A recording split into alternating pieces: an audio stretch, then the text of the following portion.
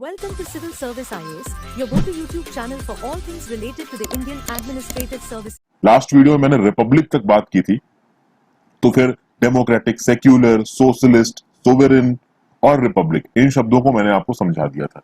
यहां से हम लोग सीधे शुरुआत करेंगे किससे?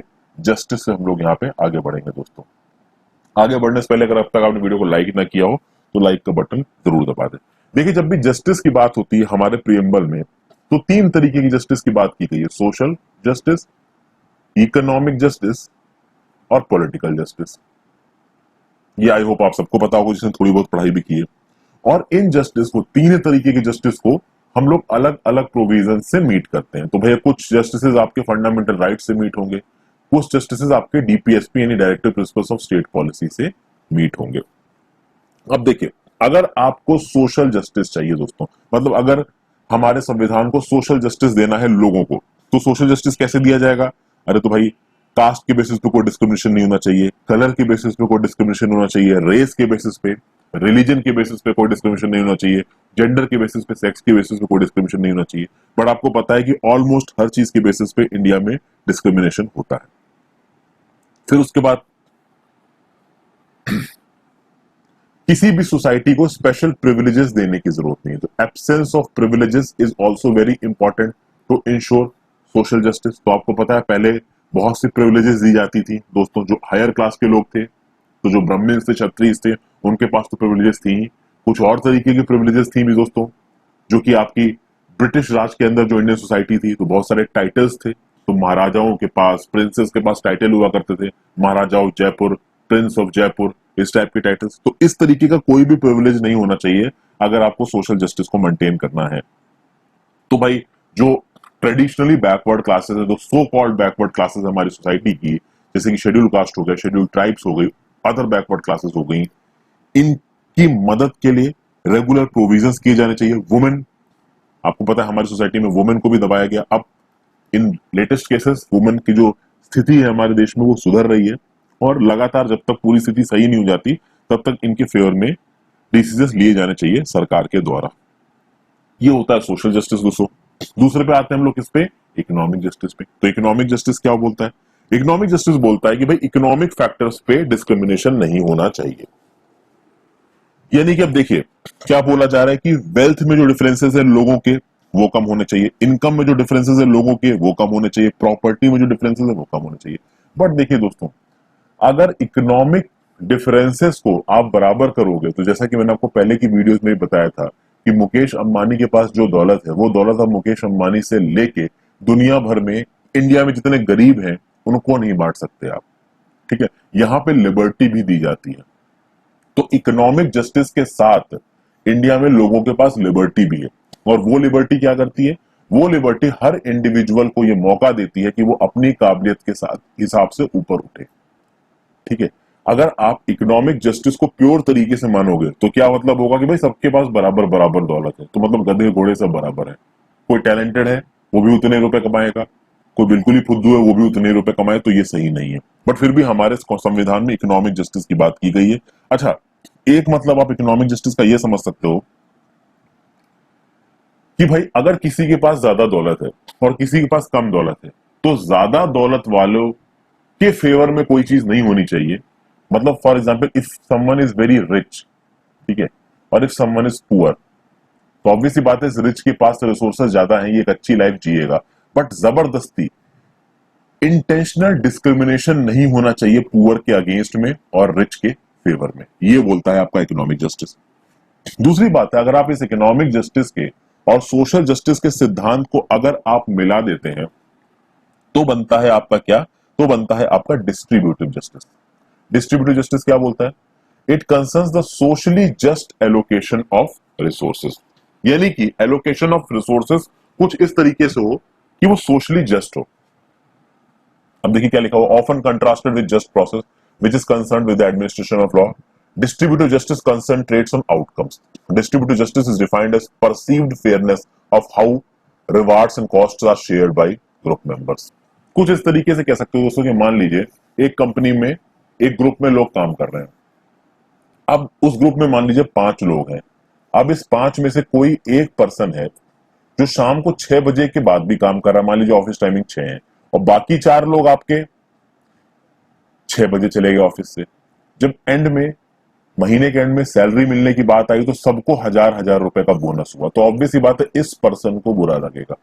ये एक पर्सन बोलेगा कि भाई मैं तो 6 बजे के बाद काम कर रहा था हर दिन और मेरी टीम के जो बाकी 4 मेंबर्स उन्होंने सिर्फ 6 बजे तक काम किया, घर चले गए, बोनस सबको बराबर मिला, तो मेरे काम करने का फायदा क्या हुआ? यानी यहाँ पे मेरे को डिस्ट्रीब्यूटिव जस्टिस नहीं मिला। आई होप अब आप समझ गए होंगे कि डिस्ट्रीब्यूटिव जस्टिस मैं किस सम्स में कहने की कोशिश कर रहा हूं। फिर हमारे संविधान में पॉलिटिकल जस्टिस की भी बात की गई है। पॉलिटिकल जस्टिस है भी, सबके पास इक्वल पॉलिटिकल राइट्स है, सबको ये फ्रीडम है कि वो पॉलिटिकल ऑफिसेस के लिए लड़ सकते हैं, इलेक्शन में खड़े हो सकते हैं, वोट डाल सकते हैं। ओके दोस्तों, ये जो जस्टिस का सिद्धांत है, economic justice, social justice, political justice, इसको रशियन रेवोल्यूशन से उठाया गया 1917 के। जस्टिस में ज्यादा टाइम लगा दिया, अब आ जाते हैं हम लोग लिबर्टी पे। लिबर्टी के बारे में हल्का फुल्का आइडिया मैं पहले आपको बता चुका हूं। लिबर्टी एक्चुअली में होती क्या है? अगर कोई इंसान एक पर्टिकुलर काम कर रहा है तो उस काम करने से अगर आप उसे रिस्ट्रेन नहीं करते हो, अगर आप उसे रोकते नहीं हो, तो उसको बोलते हैं आप लिबर्टी दोस्तों। ओके, इस लिबर्टी से होता क्या है? इस लिबर्टी से एक इंसान को काम करने की आजादी देने से आप उसके इनर टैलेंट को बाहर निकलने का एक मौका दे रहे हो। सबकी अपनी अपनी एक पर्सनालिटी है, सबकी अपना अपना एक टैलेंट है, कोई ज्यादा टैलेंटेड होता है, कोई कम टैलेंटेड होता है, और टैलेंट के हिसाब से वो चीजें अचीव करते हैं इस दुनिया में। अगर कोई ज्यादा टैलेंटेड पर्सन है तो लिबर्टी हमारे संविधान की उसको ये मौका देती है कि वो अपनी एक अलग पहचान बना सके, कुछ बड़ा हो सके। और प्रेम्बल में अगर आप बात करो दोस्तों तो किस किस तरीके की लिबर्टी की बात लिखी हुई है? तो लिबर्टी ऑफ थॉट लिखी हुई है, लिबर्टी ऑफ एक्सप्रेशन लिखी हुई है, फिर liberty of belief and faith and worship. Belief, faith, worship, तो आप जैसी पूजा करना चाहो पूजा कर सकते हो। तो आप हिंदू धर्म को मानते हो, आप हिंदू धर्म के हिसाब से चीजें कर सकते हो। आप मुस्लिम धर्म को मानते हो तो मुस्लिम फेथ में रह सकते हो। आप चाहते हो कि मैं एथीस्ट रहूं, मैं किसी भगवान को नहीं मानूं, तो आप वो भी कर सकते हो। तो आपको बिलीफ की, फेथ की, वर्शिप की आजादी है। तो मान लीजिए आप एक मुस्लिम है बट आप किसी भी आइडियोलॉजी को मानना नहीं चाहते, ना आप मुस्लिम धर्म को फॉलो करना चाहते हैं, ना आप हिंदू धर्म को फॉलो करना चाहते हैं, तो इस सोसाइटी में ऐसा कोई नियम नहीं है जो आपके ऊपर जबरदस्ती कर सके कि आपको ये करना। आप नहीं करना चाहते, आप मत करिए। ये होता है लिबर्टी।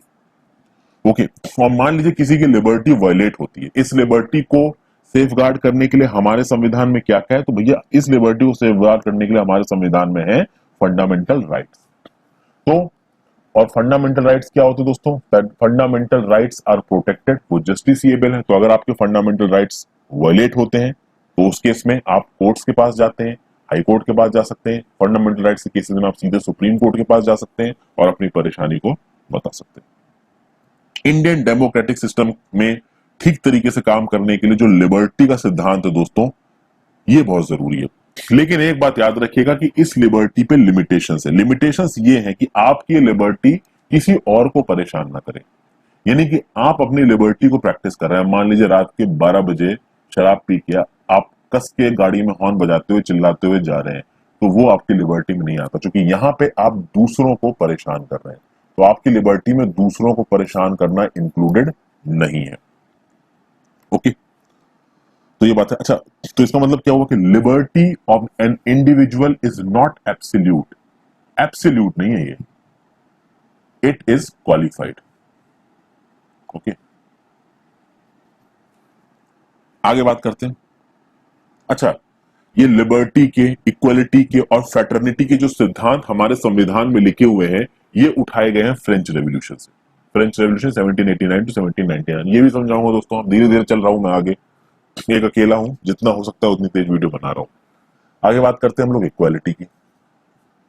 इक्वालिटी का मतलब क्या है? इक्वालिटी का मतलब ये है कि भाई सोसाइटी में किसी एक पर्टिकुलर सेक्शन के फेवर में कोई स्पेशल प्रिविलेजेस ना हो, हर कोई आपस में बराबर हो, इसको बोलते हैं इक्वालिटी। तो आपके पास अपॉर्चुनिटी की इक्वालिटी हो, आपके पास ये इक्वालिटी है कि भाई आप इस सोसाइटी में बिना किसी डिस्क्रिमिनेशन के रह सकते हैं। बट अगर आपने मेरी एनसीईआरटीज़ की वीडियो देखी है तो आपने देखा होगा दोस्तों कि हर स्टेप पे लोगों को किसी न किसी तरीके की इनइक्वालिटी का सामना करना पड़ता है। लेकिन हमारे प्रेम्बल में क्या लिखा हुआ? हमारे प्रेम्बल में लिखा है all citizens of India will have equality of status end of opportunity. Equality की बात आए दोस्तों तो 3 तरीके की इक्वालिटीज की बात की गई है। एक है आपकी सिविक इक्वालिटी, एक है आपकी पॉलिटिकल इक्वालिटी, एक है आपकी इकोनॉमिक इक्वालिटी। अब इकोनॉमिक इक्वालिटी में वही बहस आ जाएगी, थोड़ी देर में आते हैं। सिविक इक्वालिटी के लिए हमारे संविधान में क्या क्या है, तो article 14 of the Indian constitution जो कहता है कि हर कोई लॉ के सामने सेम है। Article 15 of the Indian constitution जो ये कहता है कि भाई धर्म के आधार पे, रेस के आधार पे, जाति के आधार पे, जेंडर के, सेक्स के आधार पे, आप कहाँ जन्मे हैं इसके आधार पे आपके अगेंस्ट में कोई डिस्क्रिमिनेशन नहीं किया जाएगा। फिर आर्टिकल 16 जिसमें पब्लिक एम्प्लॉयमेंट यानी कोई सरकारी नौकरी या कोई ऐसी नौकरी जिसको सरकार ने बनाया है उसमें जो अपॉर्चुनिटी होगी सबको इक्वल मिलेगी। अब यहां पे आप बोलोगे दोस्तों कि आर्टिकल 16 में रिजर्वेशन का प्रावधान किया गया है तो ये इक्वलिटी का अगेंस्ट जाता है। देखिए ये इक्वलिटी का अगेंस्ट नहीं जाता है क्योंकि जिन क्लासेस को रिजर्वेशन दिया गया है वो क्लासेस सोशली डिसएडवांटेज रही हैं बहुत सालों से, तो ऑब्वियसली उनको बाकी क्लासेस के बराबर लाने के लिए इस प्रावधान को रखा गया है।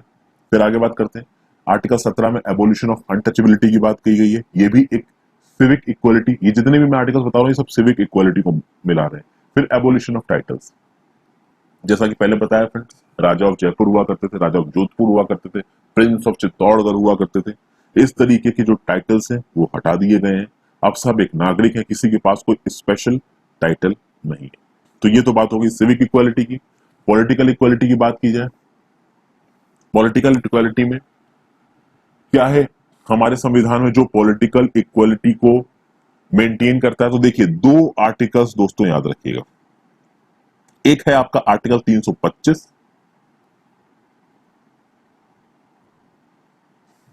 और एक है आपका आर्टिकल 326।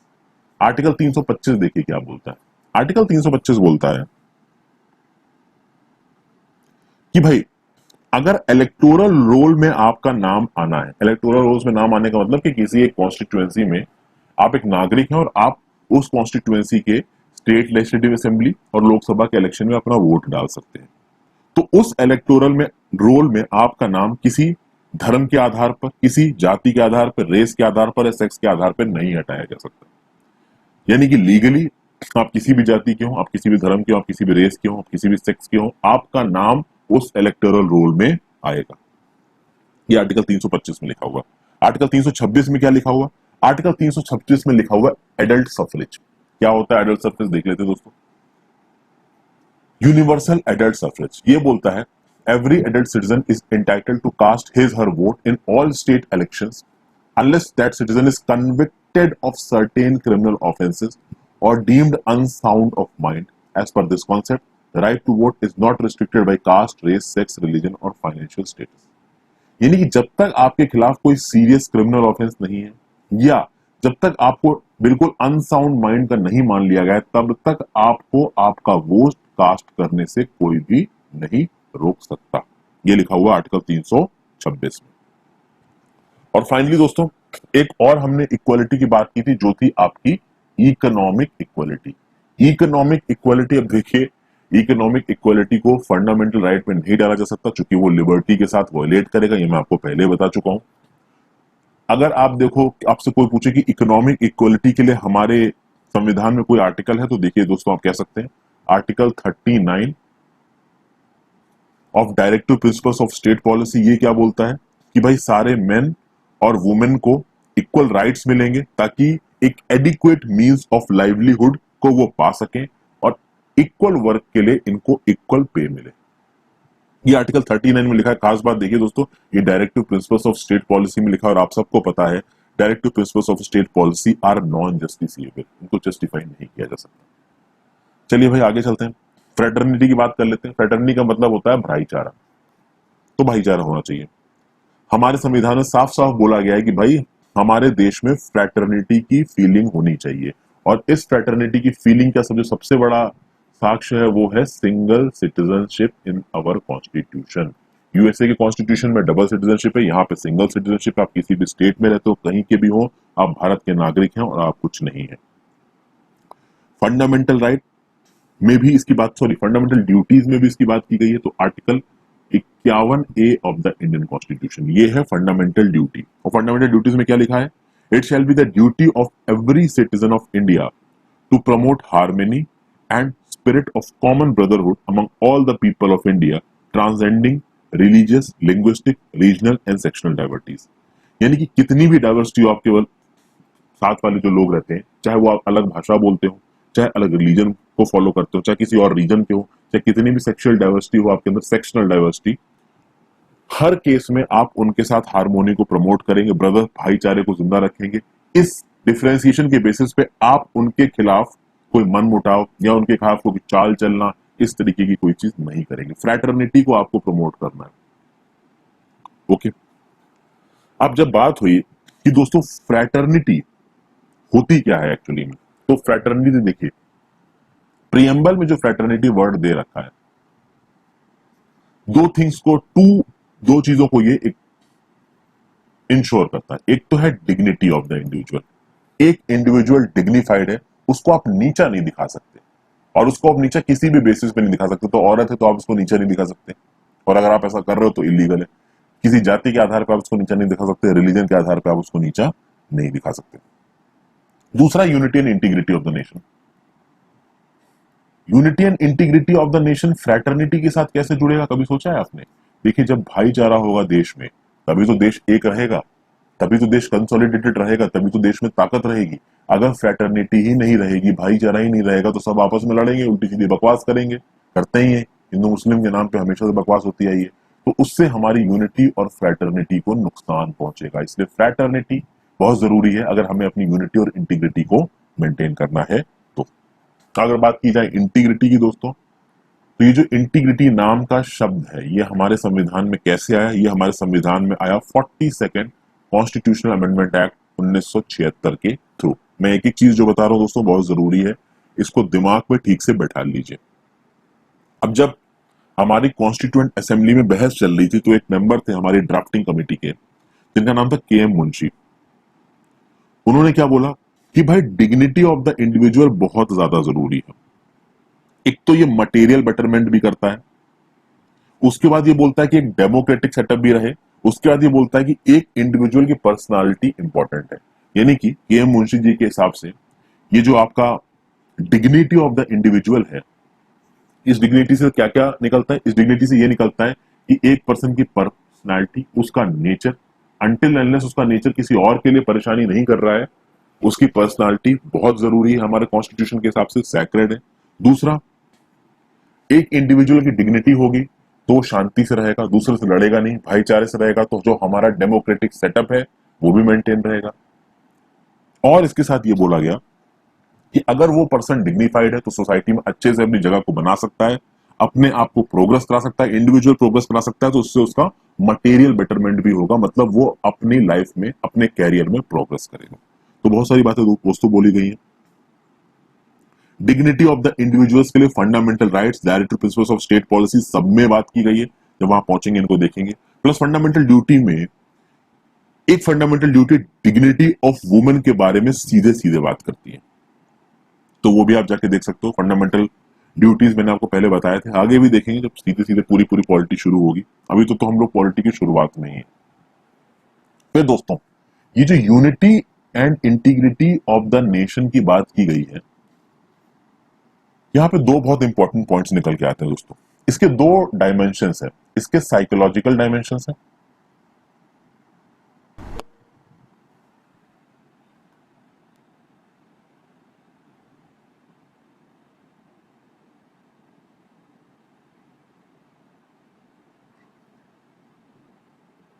जी, इसके साइकोलॉजिकल डायमेंशंस है और इसके टेरिटोरियल डायमेंशंस है। तो unity and integrity of the nation के साइकोलॉजिकल टेरिटोरियल डायमेंशंस का मतलब क्या है कि देखिए, हमारे देश में अलग अलग कास्ट के, अलग अलग रेस के, अलग अलग रिलीजन के लोग रहते हैं।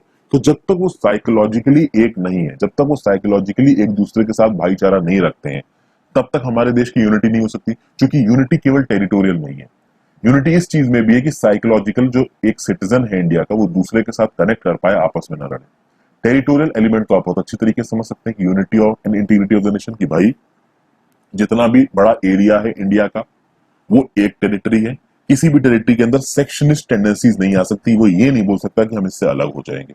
और जैसा कि आप article 1 of the Indian constitution में देखते हैं, article 1 of the Indian constitution बोलता है इंडिया को यूनियन ऑफ स्टेट्स, और यूनियन ऑफ स्टेट्स का मतलब क्या निकल के आता है दोस्तों कि हमारे देश के किसी भी स्टेट को यूनियन से अलग होने की, सेकीड करने की ताकत नहीं है, परमिशन नहीं है। ये एक इनडिस्ट्रक्टिबल यूनियन है। इनडिस्ट्रक्टिबल यूनियन कहते हैं ना कि our India is an indestructible union of destructible states, और यूएस में क्या बोलते हैं, indestructible union of indestructible states. यानी यूएसए में जो 50 स्टेट हैं वो 50 स्टेट रहेंगे, लेकिन इंडिया में अगर स्टेट्स हैं उन स्टेट्स के नंबर को बदला जा सकता है। तो आपने देखा तेलंगाना बना, आपने देखा जम्मू एंड कश्मीर को भैया स्टेट हिप ले ली गई, उसको यूनियन टेरिटरी बना दिया गया। तो हमारे यहाँ पे देश को क्या बोला जाता है, indestructible union of destructible states. ठीक है, तो ये बात हुई। अब हम आगे बात करेंगे दोस्तों सिग्निफिकेंस ऑफ द प्रेम्बल।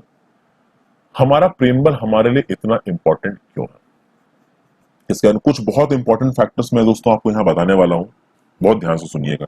देखिए हमारे देश की, हमारे फ्रीडम स्ट्रगल की, हमारी हिस्ट्री की जो बेसिक फिलोसॉफिकल वैल्यूज है, जो बेसिक फंडामेंटल वैल्यूज हैं, political values, moral values, religious values, इनके आधार पे हमारा संविधान बना है।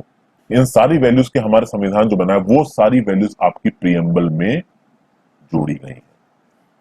तो पूरे फ्रीडम स्ट्रगल के दौरान इंडियन नेशनल कांग्रेस ने जिन वैल्यूज को अडॉप्ट किया, हिस्ट्री में जो हमारी अच्छी वैल्यूज थी, जो हमारे फाउंडिंग फादर्स थे, उन्होंने इन वैल्यूज को कॉन्स्टिट्यूशन में डाला और उन सारी वैल्यूज को हमारे प्रीएम्बल में भी इंसर्ट किया गया। एक ये इंपॉर्टेंट चीज हो गई। एक अलादि कृष्ण स्वामी अय्यर थे, ये कॉन्स्टिट्यूएंट असेंबली के मेंबर थे, इन्होंने कॉन्स्टिट्यूशन के बनने में बहुत मेजर रोल प्ले किया।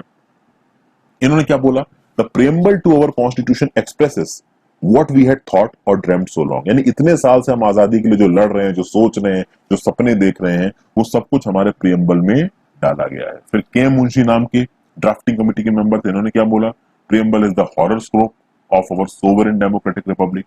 आप चाहो तो एक एक लाइन लिख सकते हो दोस्तों, कभी कोई स्टैटिक का क्वेश्चन आ गया वहां पे कोट कर देना, बट ऐसे कितना लिखोगे दोस्तों, तो आप मार्कर से मार्क कर लो, एग्जाम में याद आ जाए तो लिख देना। फिर ऐसे बहुत सारी चीजें बोली गई दोस्तों, जैसे कि पंडित ठाकुर दास भार्गव जी थे, ये भी कॉन्स्टिट्यूएंट असेंबली के मेंबर थे। इन्होंने बोला कि the preamble is the precious part of the constitution, the most precious part, यानी कॉन्स्टिट्यूशन का सबसे प्रीशियस पार्ट है preamble, and it is the soul of the constitution, it is the key of the constitution, it is the jewel set of the constitution. तो इतनी सब बातें बोली है पंडित ठाकुर दास भार्गव ने। फिर भाई बहुत सारे और लोगों ने बोला, एक अर्नेस्ट बेकर करके डिस्टिंग्विश्ड इंग्लिश साइंटिस्ट है, पॉलिटिकल साइंटिस्ट थे, उन्होंने भाई प्रीएम्बल से बहुत ज्यादा वो इन्फ्लुएंस थे। ठीक है ना, वो इतने ज्यादा इन्फ्लुएंस थे कि उन्होंने अपनी किताब की जो ओपनिंग टेक्स्ट है वो हमारा प्रीएम्बल रखा है। तो आप देख सकते हो दोस्तों, फिर एम हिदायतुल्लाह के भी, जो हमारे former chief justice of India, उनके भी व्यूज दे रखे हैं प्रीएम्बल पे, आप उनको देख सकते हो। ओके, तो प्रीएम्बल इतना इंपॉर्टेंट क्यों है, ये तो दोस्तों आपको समझ में आया। अब यहाँ पे एक कंट्रोवर्सी के बारे में बात करते हैं जो चल रही है। एक्चुअल कंट्रोवर्सी क्या, अब इस चीज पे प्रॉपर डिसीजन आ गया है, बट बीच में इसमें कुछ प्रॉब्लम हुई थी। देखिए, बेरूबारी यूनियन केस है, ये केस बहुत इंपॉर्टेंट है दोस्तों। मैं धीरे धीरे करके in the course of my lectures में आपको बताऊंगा कि कौन कौन से केसेस हमारे संविधान में बहुत जरूरी है। तो ये जो बेरोबारी यूनियन केस हुआ, इसमें देखते हैं सुप्रीम कोर्ट ने प्रीएम्बल के बारे में क्या कहा। देखिए, सुप्रीम कोर्ट ने प्रीएम्बल के बारे में ये बोला कि जो भी हमारे संविधान में प्रोविजंस लिखे हुए हैं, ठीक है ना, इनका हल्का फुल्का आइडिया हमको प्रीएम्बल में मिलता है, लेकिन सुप्रीम कोर्ट ने यह बोला कि preamble is not a part of the constitution. यानी कि सुप्रीम कोर्ट यहां पे बेरूबारी यूनियन केस में यह मान रहा है कि जो हमारे संविधान के प्रोविजंस हैं, उन प्रोविजंस की जो कुंजी है, वो जो आइडियाज हैं, वो आपको प्रीएम्बल में मिलेंगे। और मान लीजिए संविधान का कोई ऐसा आर्टिकल है जो आपको क्लियरली समझ में नहीं आ रहा है, इंटरप्रेट नहीं कर पा रहे हो, तो प्रीएम्बल में जो भाषा लिखी हुई है उससे आप हमारे कॉन्स्टिट्यूशनल आर्टिकल्स को थोड़ा बहुत इंटरप्रेट कर सकते हो, ये माना सुप्रीम कोर्ट ने। लेकिन उसके साथ साथ सुप्रीम कोर्ट ने यह भी बोला कि भले ही प्रीएम्बल बहुत ज्यादा सिग्निफिकेंट है, बट प्रीएम्बल हमारे कॉन्स्टिट्यूशन का पार्ट नहीं। तो बेरूबारी यूनियन में सुप्रीम कोर्ट ने बोला 1960 में that preamble is not a part of Indian constitution. अब ये एक बहुत बड़ी चीज बोल दी यहाँ पे सुप्रीम कोर्ट ने। भले सुप्रीम कोर्ट ने बोला कि भाई कॉन्स्टिट्यूशन के प्रोविजंस को डेसिफर करने में प्रीएम्बल का बहुत बड़ा रोल है, लेकिन इस चीज को पलटा गया कब? इस चीज को पलटा गया था लैंडमार्क केशवानंद भारती केस में। इस केस में सुप्रीम कोर्ट ने साफ साफ बोला कि देखिए, जो बेरूबारी यूनियन में जो बोला गया था कि preamble is not a part of the constitution, ये गलत है। साफ साफ बोला केशवानंद भारती केस में सुप्रीम कोर्ट ने कि भाई प्रियम्बल बहुत जरूरी है and preamble is actually a part of the constitution. तो केशवानंद भारती केस में आप ध्यान रखिएगा दोस्तों, ये बोला गया था कि preamble is a part of the constitution. Kesavananda Bharati case तो 1860 के बेरूबारी यूनियन केस में बोला गया नहीं है, 1960 के बेरूबारी यूनियन में, और 1973 के केशवानंद भारती केस में क्या बोला गया? पार्ट है। फिर आगे एक और केस आएगा सुप्रीम कोर्ट का, LIC ऑफ इंडिया केस 1995। इसमें भी बोला गया कि preamble is actually an integral part of the constitution. अब बात ये होती है कि भाई हमारे फाउंडिंग फादर्स ने क्या बोला था, इस चीज को समझना जरूरी है।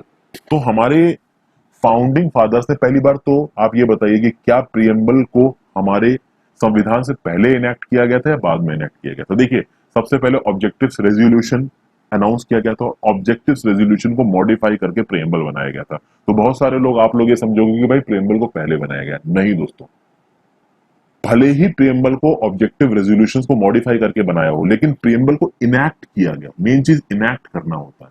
कॉन्स्टिट्यूएंट असेंबली ने प्रियम्बल को इनैक्ट किया हमारे संविधान को इनैक्ट करने के बाद। और ऐसा क्यों किया गया?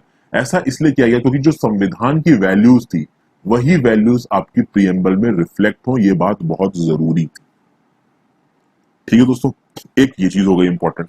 फिर दोस्तों प्रॉपर बहस हुई थी कॉन्स्टिट्यूएंट असेंबली में जब प्रियम्बल की बात हुई थी, और एक मोशन चला था। उस मोशन में बोला था कि भाई जो प्रियम्बल है इसको हम एंड में इनैक्ट कर रहे हैं और ये हमारे संविधान का एक पार्ट है। और इस मोशन को हमारे फाउंडिंग फादर्स ने एक्सेप्ट किया था। तो सुप्रीम कोर्ट ने यहां पे बोला कि जब हमारे फाउंडिंग फादर्स ने इस बात को एक्सेप्ट किया है कि preamble is actually a part of the constitution, तो हम कौन होते हैं इसको अलग बोलने वाले? और इस चीज को बोल के साफ साफ 1973 में केशवानंद भारती जजमेंट में ये चीज आई कि भाई preamble is an integral part of the Indian constitution. क्यों?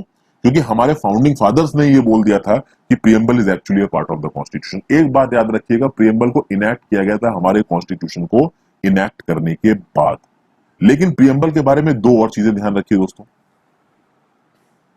प्रियम्बल से किसी भी लेजिस्लेचर का सोर्स ऑफ पावर नहीं निकलता। प्रियम्बल में बस विजन लिखा है हमारे फाउंडिंग फादर्स का। और मान लीजिए कि हमारे कॉन्स्टिट्यूशन में जितने भी प्रोविजंस है, आर्टिकल्स है, उसमें मान लीजिए कहीं कंफ्यूजन हो जाता है, कुछ ऐसा लगता है कि भाई एम्बिगस सा लिखा हुआ है, कुछ कंफ्यूजन लिखा हुआ है, कुछ ट्रिकी लिखा हुआ है, तो प्रियम्बल्स में जो प्रिंसिपल दे रखे हैं तो उन प्रिंसिपल्स के हिसाब से उन आर्टिकल्स को इंटरप्रेट किया जा सकता है। लेकिन हमारे preamble is neither a source of power to legislature nor a prohibition upon the powers of the legislature. यानी जो हमारा लेजिस्लेचर है, अब वो लेजिस्लेचर चाहे लोकसभा हो, चाहे स्टेट लेजिस्लेटिव असेंबली हो, कोई भी हो, इन लेजिस्लेचर की कोई भी पावर प्रियम्बल से नहीं निकलती और ना ही प्रियम्बल का कोई प्रावधान इस लेजिस्लेचर की पावर के ऊपर किसी भी तरीके की रोक टोक, रेस्ट्रिक्शन या प्रोहिबिशन डालता। एक चीज। दूसरी चीज, प्रियम्बल के जो प्रोविजंस हैं they are non justiciable in nature. यानी कि जैसे कि directive principles of state policy में होता है ना कि directive principles of state policy अगर आपके वायलेट होते हैं तो आप कोर्ट में जा सकते हो और केस कर सकते हो कि भाई ये फंडामेंटल राइट्स जब आपके वायलेट हो सकते हैं तो आप कोर्ट में जा सकते हो। लेकिन directive principles of state policy अगर आपके वायलेट हुए तो आप कोर्ट में नहीं जा सकते हो। उसी तरीके से अगर आपको लगता है कि प्रियम्बल का कोई प्रोविजन वायलेट हुआ है तो आप कोर्ट में नहीं जा सकते हो, because this is non justiciable. So the provisions of the preamble are not enforceable in the courts of law. तो दो चीजें आपको याद समझ में आ गई। Preamble is non justiciable in the court of law. दूसरा, प्रियम्बल से किसी भी लेजिस्लेचर की ताकत नहीं निकलती और ना ही प्रियम्बल किसी लेजिस्लेचर की ताकत पे किसी तरीके की रोक टोक लगाता है। आगे बात करते हैं कि हम प्रियम्बल को कितना अमेंड कर सकते हैं, अमेंडेबिलिटी क्या है हमारे प्रियम्बल की। तो भैया आर्टिकल 368 की अगर बात आई,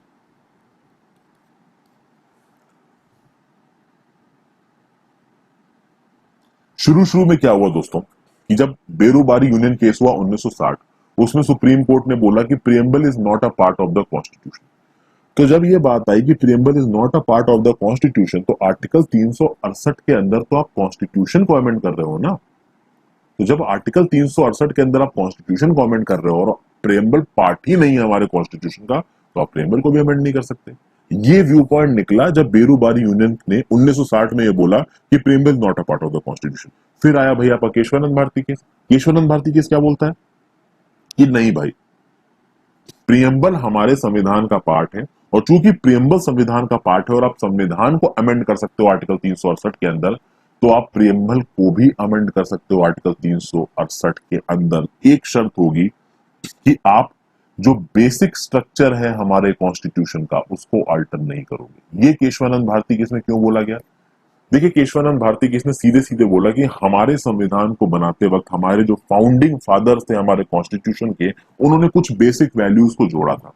उन बेसिक वैल्यूज को आप नहीं निकाल सकते हमारे संविधान से, और उन बेसिक वैल्यूज को आप हमारे प्रियम्बल से भी नहीं निकाल सकते। ये बोला केशवानंद भारती केस ने। लेकिन आप बाकी चीजों को निकाल सकते हो, अमेंड कर सकते हो आर्टिकल 368 के अंदर। तो जब 1973 में जजमेंट आया था कि भाई ये बेसिक स्ट्रक्चर बोल दिया है कोर्ट में, तो ये बेसिक स्ट्रक्चर एक्चुअली में है क्या, तो धीरे धीरे जो सब्सिक्वेंट कोर्ट रूलिंग्स आएंगी सुप्रीम कोर्ट की, उससे आज की डेट में हम एक सेट ऑफ, आप कह सकते हैं कि एक सेट बना पाए, एक लिस्ट बना पाए, जिसमें हम कह सकते हैं कि कौन कौन सी चीजें basic structure of the Indian constitution में आती है। वो जब आगे मैं लक्ष्मीकांत आपके साथ डिस्कस करूंगा तो वो चीजें आपको बताऊंगा। समझ गए दोस्तों? तो supreme court Kesavananda Bharati case के जजमेंट को समझने की बहुत जरूरत है। 368 के हिसाब से संविधान बदल सकता है, और केशवानंद भारती केस ने कहा कि भाई preamble is a part of the constitution, तो अगर कॉन्स्टिट्यूशन 368 से अमेंड हो सकता है तो प्रियम्बल भी अमेंड हो सकता है। लेकिन दोनों के अमेंडमेंट में जो हमारे बेसिक स्ट्रक्चर है, जो हमारे फाउंडिंग फादर्स का विजन था, आप उसे अमेंड नहीं कर सकते। अब तक देखा जाए तो प्रियम्बल को केवल एक बार अमेंड किया गया है, इमरजेंसी के दौरान 42nd कॉन्स्टिट्यूशन अमेंडमेंट एक्ट, जिसके अंदर 3 वर्ड्स को जोड़ा गया था, सोशलिस्ट, सेक्युलर और इंटीग्रिटी। और बाद में जब कोर्ट में केस गया तो कोर्ट ने बोला कि भाई ये अमेंडमेंट सही है। तो ये चीज है दोस्तों। अभी यहाँ पे प्रियम्बल की सेकंड वीडियो खत्म हो जाती है। आई होप ये वीडियो आपको पसंद आई हो। उसके बाद हम लोग यूनियन एंड इट्स टेरिटरी पे पहुंचेंगे, तो यूनियन ऑफ स्टेट्स की बात करेंगे इसके बाद की वीडियो में। तो आई होप ये वीडियो आपको पसंद आ रही है दोस्तों। पसंद आ रही है तो उनको लाइक जरूर कर दीजिएगा, जितना ज्यादा हो सके अपने दोस्तों के साथ इन वीडियोस को शेयर कर दें। Thank you for watching, have a great day.